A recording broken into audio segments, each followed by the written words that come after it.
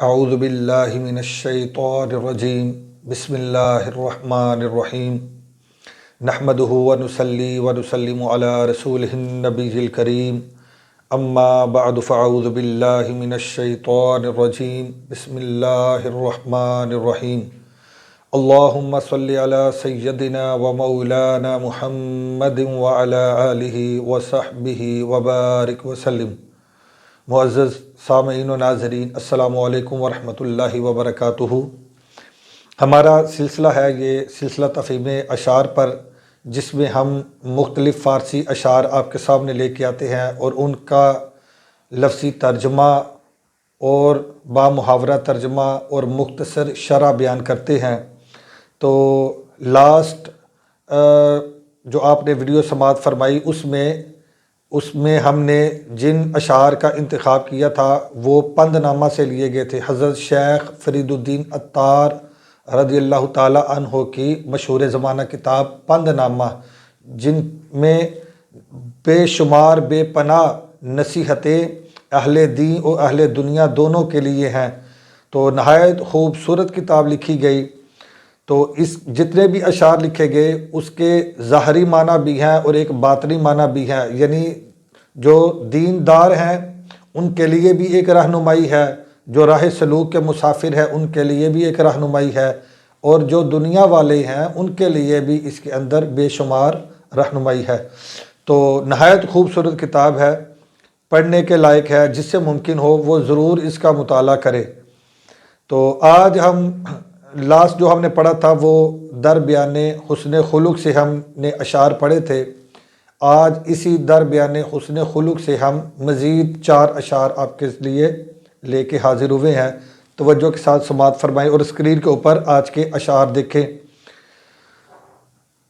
آج کا پہلا شعر ہے جی، درمیان دوستاں مسرور باش، درمیان دوستاں مسرور باش، گر خبرداری ز دشمن دور باش، گر خبرداری ز دشمن دور باش۔ درمیان دوستاں یعنی دوستوں کے درمیان، درمیان دوستاں دوستوں کے درمیان، مسرور باش، مسرور کا معنی ہوتا ہے خوش، اور باش یہ فعل امر کا صیغہ، اس کا معنی تو ہو یا تو رہ۔ مسرور باش خوش رہ، درمیان دوستاں مسرور باش، دوستوں کے درمیان تو خوش رہ۔ یہ باش فعل امر کا صیغہ ہے بودن مصدر سے، بودن سے بود بھی مضارع آتا ہے اور اسی طرح باشد بھی مضارع آتا ہے۔ تو باشد کی اگر ہم گردان کریں، باشد، باشند، باشی، تو واحد حاضر کا جو فعل مضارع کا صیغہ ہے اس کے آخر سے یا کو دور کرے کہ تو جو بچے گا وہ فعل امر ہوگا۔ تو باشی سے ہم یا کو دور کریں تو باش رہ جائے گا، تو یہ فعل امر کا صیغہ بن جائے گا۔ یہ ان کے لیے ہوتا ہے جو گرامر پڑھ رہے ہیں ریگولر، ہمارے گرامر کے جو لیکچر چل رہے ہیں، یہ ان کے لیے تھوڑا وضاحت کرنا پڑتی ہے۔ تو باقی آپ لوگ اس کا ترجمہ سماعت فرمائیں۔ درمیان دوستاں مسرور باش، درمیان دوستاں مسرور باش، دوستوں کے درمیان، اہل محبت کے درمیان خوش رہ، اہل محبت کے درمیان خوش رہ۔ گر خبرداری ز دشمن دور باش، اگر تو خبر رکھتا ہے، گر کا معنی اگر، خبرداری تو خبر رکھتا ہے۔ اب داری یہ بھی صیغہ آ گیا ہے، داشتن مصدر، داشتن کا معنی ہوتا ہے رکھنا، اور اس سے دارد مضارع آتا ہے۔ تو دارد سے آپ گردان کریں گے، دارد، دارند، داری، داری، تو داری یہ آ گیا صیغہ واحد حاضر فعل مضارع مثبت معروف کا۔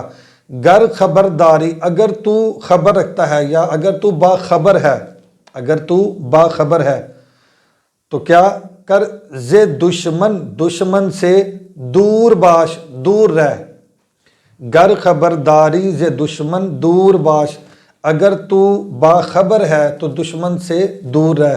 کس چیز سے باخبر ہے، کس چیز سے باخبر ہے تو پھر دشمن سے دور رہ۔ اگر تو دشمن کے ضرر سے، اس کے نقصانات سے، اس کی اظہار ثانی سے اگر تو باخبر ہے، اگر تو ان چیزوں سے باخبر ہے تو پھر ہمیشہ دشمن سے دور رہ اور دوستوں کی مجالس کو اختیار کر، اہل محبت کی مجالس کو اختیار کر، ان کی مجالس کو اختیار کر، ان میں بیٹھ اور ان میں مسرور رہ، خوش رہ۔ امید ہے کہ پہلا شعر آپ اچھے طریقے سے سمجھ چکے ہوں گے۔ چلتے ہیں اگلے دوسرے شعر کی طرف۔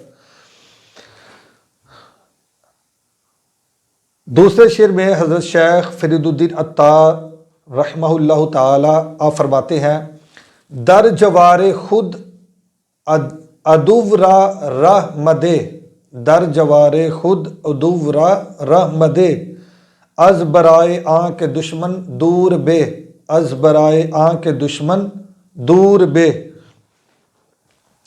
جوار، در جوار خود، جوار کہتے ہیں پڑوس کو، ہمسائیگی کو۔ در جوار خود، اپنی ہمسائیگی میں یا اپنے پڑوس میں، اپنے پڑوس میں، خود کا معنی اپنے، در جوار خود اپنے پڑوس میں، عدو، عدو کہتے ہیں دشمن کو، عدو راہ دشمن کو، راہ مدے رستہ نہ دے یا جگہ نہ دے، راہ کا معنی رستہ یا جگہ، تو راہ مدے اس کو جگہ نہ دے، یعنی اپنی ہمسائیگی میں یا اپنے ساتھ یا اپنے پڑوس میں کبھی دشمن کو جگہ نہ دے۔ اب یہاں ایک صیغہ آیا مدے، مدے یہ دادن مصدر سے فعل نہیں کا صیغہ ہے۔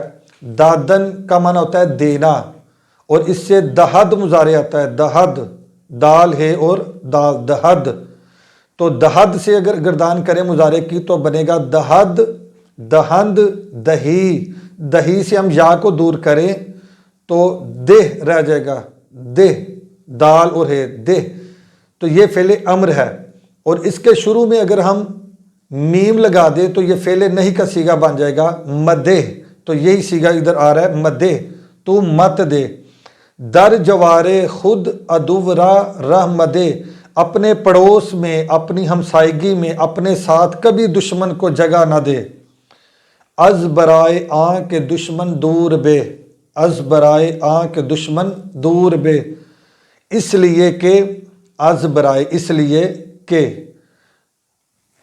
دشمن سے، از برائے آنکھ دشمن دور بے، اس لیے کہ دشمن سے دور رہنا ہی بہتر ہے، اس لیے کہ دشمن سے دوری اختیار کرنا ہی بہتر ہے۔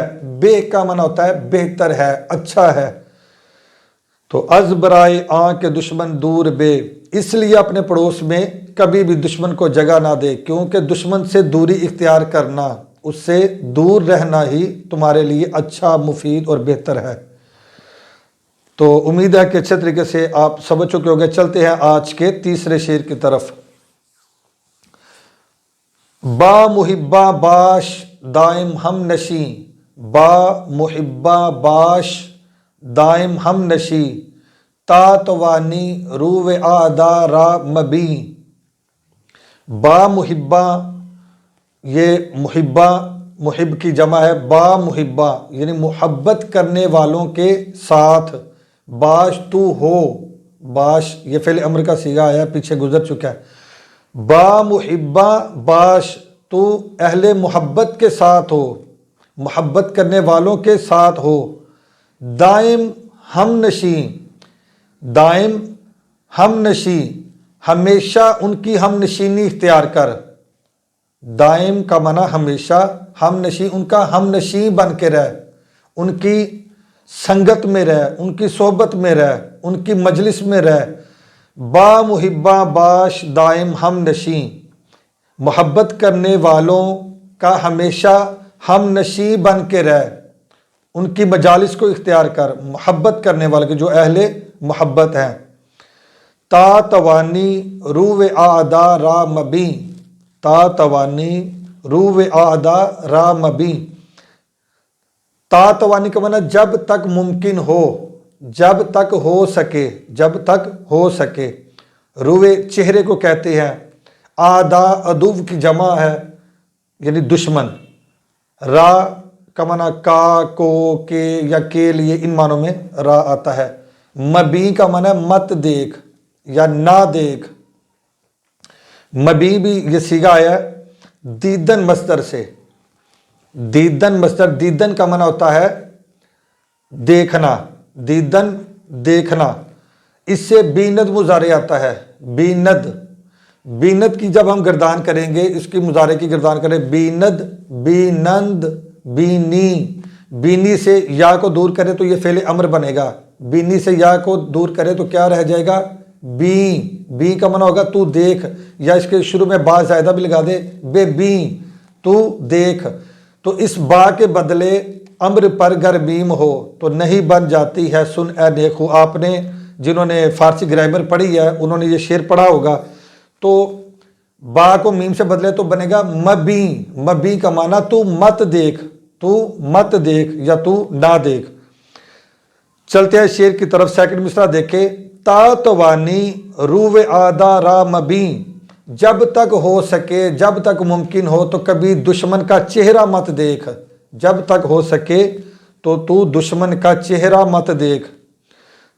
تو امید ہے کہ اچھے طریقے سے آپ نے یہ شعر بھی سماعت فرما لیا ہوگا. چلتے ہیں آج کے آخری شعر کی طرف. اے پسر تدبیر راہ راہ توشہ کن، اے پسر تدبیر راہ راہ توشہ کن، پس حدیث ای و آ یک گوشہ کن، پس حدیث ای و آ یک گوشہ کن.